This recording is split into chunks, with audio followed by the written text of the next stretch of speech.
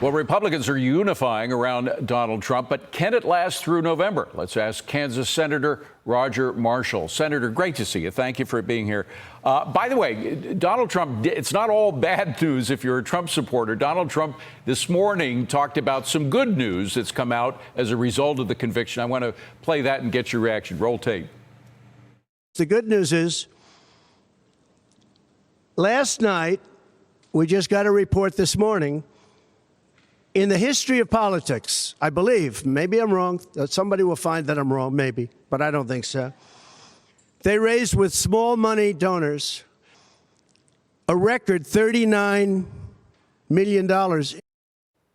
So you got this big money boost, or the Trump campaign did, but beyond the money, I'm just wondering, in the eyes of the voters, some people were kind of sitting on the fence about Donald Trump, didn't like his personality, maybe didn't vote for him in 2020, seem to be convinced that this is a very dangerous tendency. This lawfare against political enemies is totally out of control, and they're going towards Trump. Have you seen more of that? Absolutely, David. I think the folks back home have never been more fired up. Think about this. The Democrats gave Donald Trump their very, very best shot. We woke up this morning and Donald Trump is up a touchdown. He's up 6 points. He raised $34 million overnight. That's $1 million for every false charge.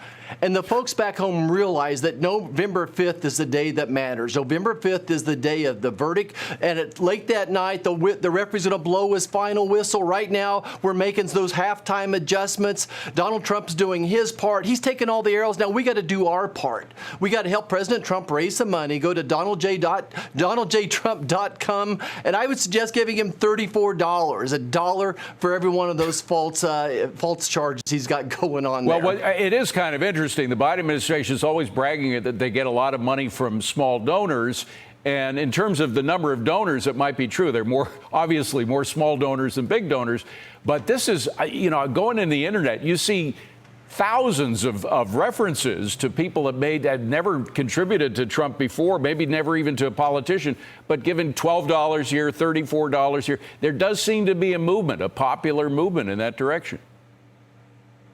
Absolutely. I think the Republican Party has become the party of hardworking Americans, people that carry their lunch pails to work, people that have small businesses as well. And those people are very upset right now to see our Justice Department weaponized, and they are excited. They're going to get out to vote. Look, Americans love an underdog. They love a fighter. They love someone that gets up off the mat after they've been knocked down, and that's why Americans love American football. This is why Americans love Donald Trump. He's the comeback kid. He got kicked pretty hard last night, but he's back up today. He's fighting, and we're seeing that fervor across the country everywhere I go. Now, the thing about lawfare, you do have some conservatives talking about how, hey, in order to get back at the Democrats that have turned this lawfare on, because they're not going to stop. They have smelled blood in the water. They got a conviction under their belt. They're going to go full hog, continue with it, not just for Donald Trump, maybe for members of the Senate, elsewhere. We have to learn to get in this game and fight it the same way they are. What would you say to them? Absolutely, David. I think that's what we need to be doing. We need Republican leadership to be speaking. As a senator, I need to be speaking out there. But we need the folks back home as well. Once a person puts up that Trump yard sign, they're going to get out and vote. And just remember that election, you can vote in most states 2 or 3 weeks before November the 5th. And we all need to get out and vote legally. We're going to show our IDs. We're going to proudly go and vote. We got to recruit people to vote. And we got to help President Trump raise some money at donaldjtrump.com. I'm going beyond that in terms of what some of these people are saying. Okay. They're saying you actually have to play dirty the way they are with lawfare because they're going to continue to do that. That doesn't sound like what you're talking about.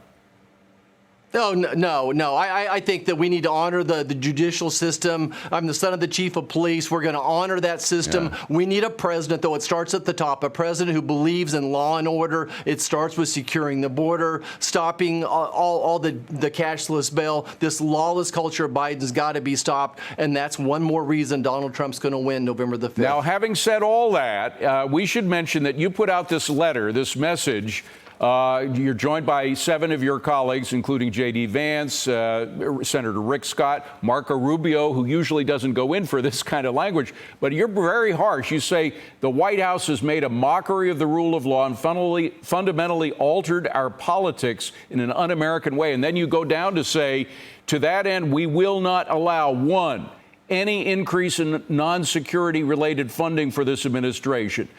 2, any vote to confirm this administration's political and judicial appointees. 3, allow expedited consideration and passage of Democrat legislation of authority. So you're playing hardball in the Senate. Now, there are only 8 of you who are suggesting to do that.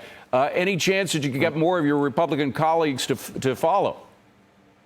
Oh, they better. Look, David, remember it takes 60 votes in the Senate to do anything. So all we need is 3 more, and we make a grinding halt to everything. Look, Joe Biden has crossed the line with this weaponization of his judicial system. We're going to stand up. We're going to grind this government down to a halt as best we can, try to slow down this Biden agenda in every place we can. Senator Roger Marshall from the great state of Kansas, thank you very much for being here, Senator. Appreciate it.